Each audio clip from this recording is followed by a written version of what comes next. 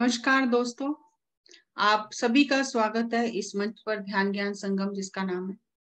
और यहाँ पर हम सभी के एक्सपीरियंसेस रिकॉर्ड करते हैं।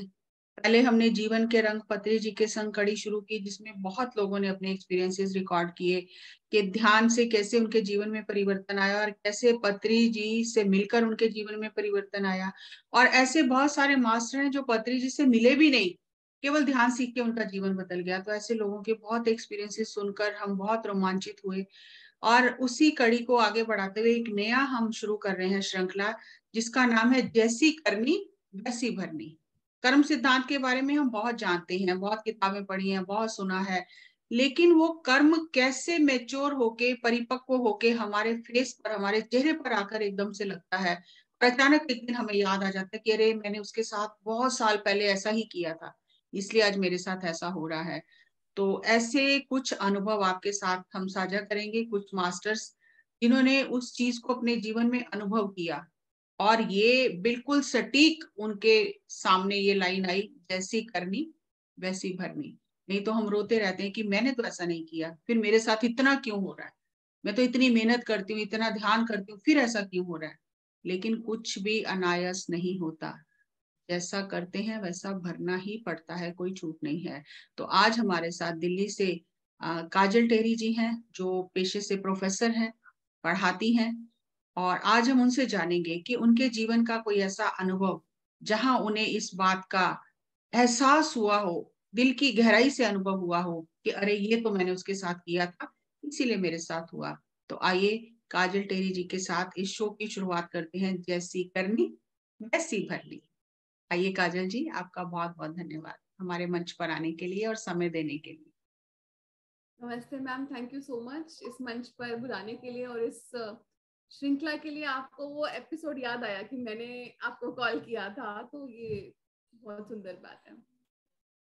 तो वो दोस्तों, मैम ने ये अपना सेशन स्टार्ट करताल में लिया था, कॉज एंड इफेक्ट पर। हमने सभी कर्मा की सीरीज सुनी है, पढ़ी है, इतनी किताबें पढ़ ली, और ऐसा हमको लगता भी है कि हमको बात पूरी तरह से हमारे अंदर उतर चुकी है, हम समझ चुके हैं, हम अपनी लाइफ में उतार भी चुके हैं। लेकिन कभी कभी ऐसा होता नहीं है, हम तब भी हमारा जो आचरण है उसमें वो पूरी तरह से नहीं उतर के आई होती है चीज। तो कई बार हमने सोचा होगा कि हमको लगता है किसी के बारे में गलत नहीं सोचना, गलत नहीं बोलना, फिर भी मुंह से कुछ ना कुछ निकल जाता है। तो उस दिन क्या हुआ कि मैम को सुना तो वो ऐसा लगा कि इतनी शक्ति थी वो जो अपना वक्तव्य दे रही थी। ऐसा लग ही नहीं रहा था कि वो बोल रही, ऐसा लगा था उनके द्वारा बात कही जा रही है, और ऐसे ठां करके लगता है ना कुछ, तो मुझे एक एक वर्ड उनका लग रहा था।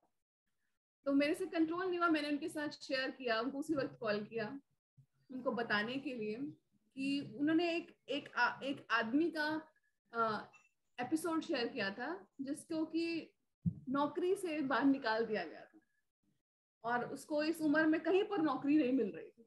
अब बड़ी उम्र का हो चुका था, 50 साल के करीब के होंगे शायद, मुझे एग्जैक्ट उम्र याद नहीं है। तो नौकरी नहीं लग रही थी। अब सोच रहे थे कि मैंने तो कभी किसी के साथ गलत नहीं किया, तो उन्होंने जस्सी मैम को फोन किया कि आप कर्मा पे इतना बोलते हो, मुझे बताओ, मैंने तो किसी के साथ गलत नहीं किया। तो जस्सी मैम ने कहा, देखो मैं आपको बस ये बता सकती हूँ कि आपने कभी किसी की नौकरी आपकी वजह से गई है क्या? तो उन्होंने सोचा होगा थोड़ी देर, तो उनको याद आया कि जब वो जवान थे, 24-25 साल के होंगे या उससे मतलब आसपास ही होंगे, तो उस पॉइंट पे उन्होंने उनके जो बड़े उम्र के एक एम्प्लॉय थे उनके अगेंस्ट इन्होंने बहुत जाकर बोला था। इतना बोला था कि उनकी नौकरी चली गई थी। और आज जब ये 50 अपने 50s में आ गए हैं, तो इनके साथ भी यही हो रहा था। तो ये होते ना फ्रेंड्स, एक पल में आप एनलाइटन हो जाते हैं। ये भी हमारी अच्छी किस्मत है कि हमको याद आ जाता है कि किसी ने आपको ये बात बताई और आपको याद आ गया हो कि अच्छा मैंने भी तो ऐसा किया था। तो वहीं पर वो चीज रिजॉल्व होनी शुरू हो जाती है, पहला स्टेप हो जाता है उसको रिजॉल्व होने का। मैम ये बात बता रही थी, और देखिए कैसे वो बोलते हैं ना, पत्री सर बोलते थे जोत से जोत जलाने का काम होता है। तो ये वहां बता रही है, और वो सुन के मुझे अपनी लाइफ का याद आ गया कि जब मैं अपने 20s में थी और मुझे एक स्कूल का इंस्पेक्शन करने के लिए भेजा गया था।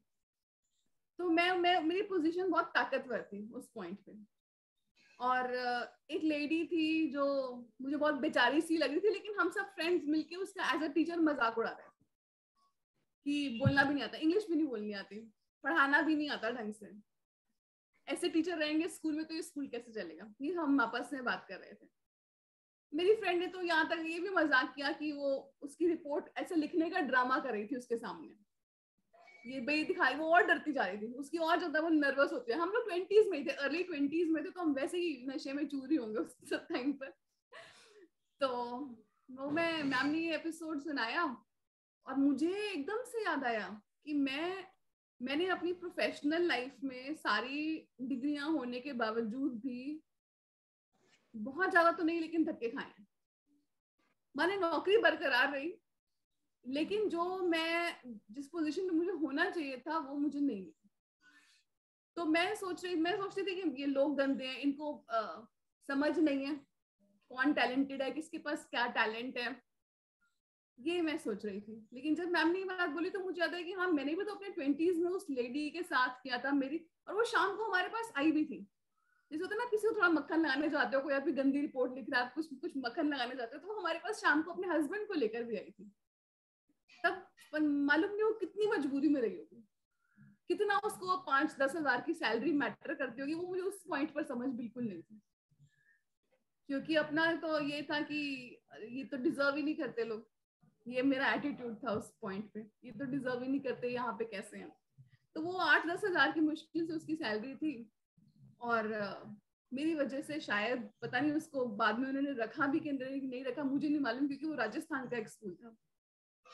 लेकिन उसका फल मुझे जो मैम को सुनकर समझ आया, वो मुझे एकदम से याद आया कि मैंने इस लेडी के साथ गलत किया। मैं किसी को क्या दोष दे रही हूँ कि मैं अभी तक एसोसिएट, जैसे हमारे रैंक होते हैं ना, तो मैं अभी तक ऊपर नहीं गई।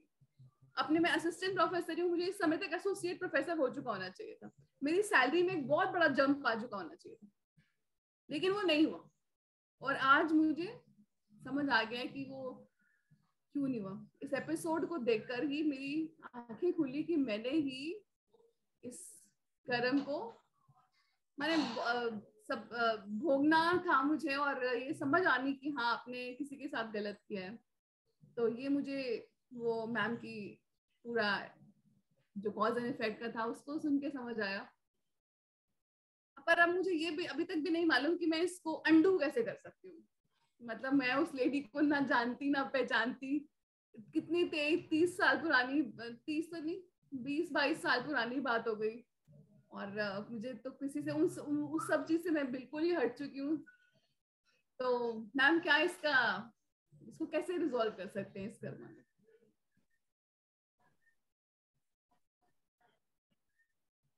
इसका वही है, फॉरगिवनेस है, और आगे से हम दूसरों की हेल्प करें, वो लेसन सीख लें।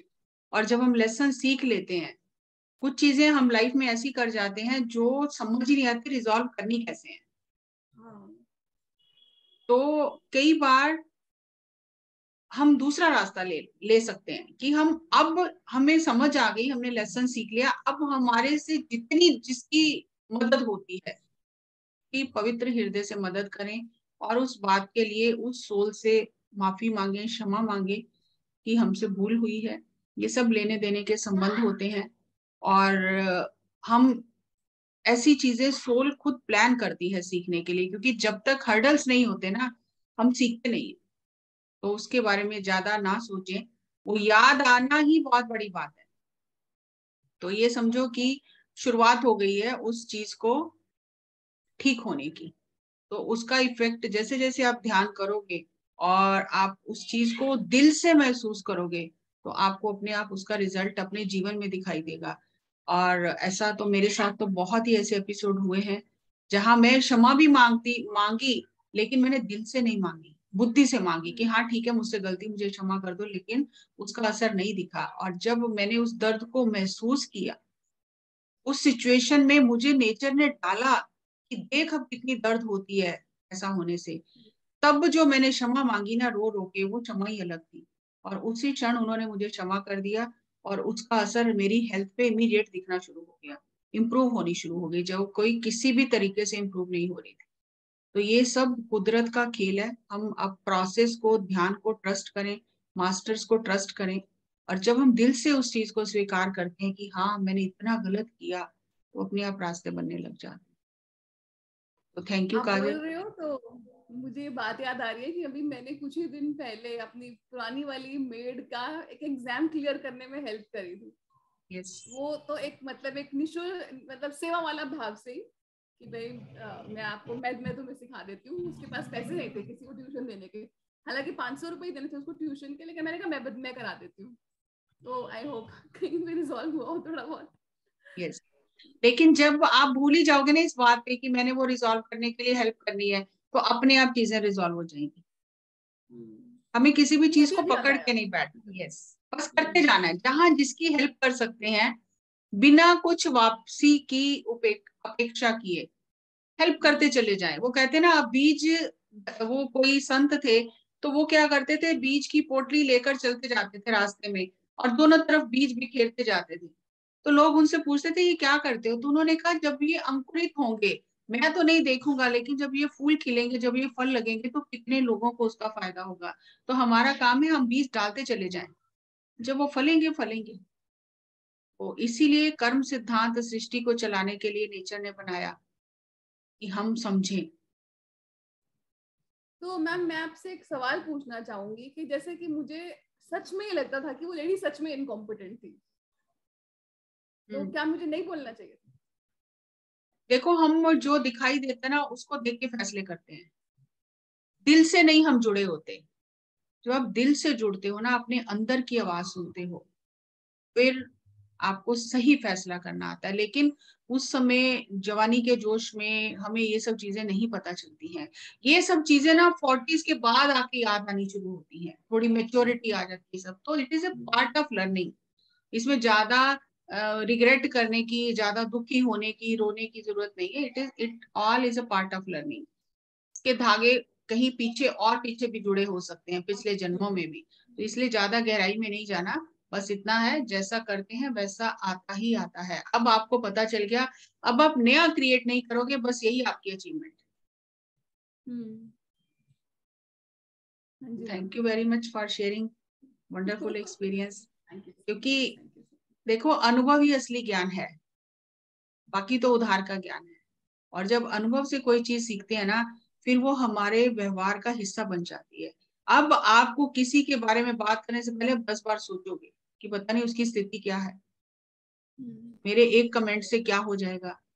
तो वो चीजें, जैसे हमें एक बेलगाम घोड़े को लगाम लगानी आ जाती, तो वो चाबुक खाए बिना नहीं आती चाबुक खाने से ही आती है। बहुत बहुत धन्यवाद।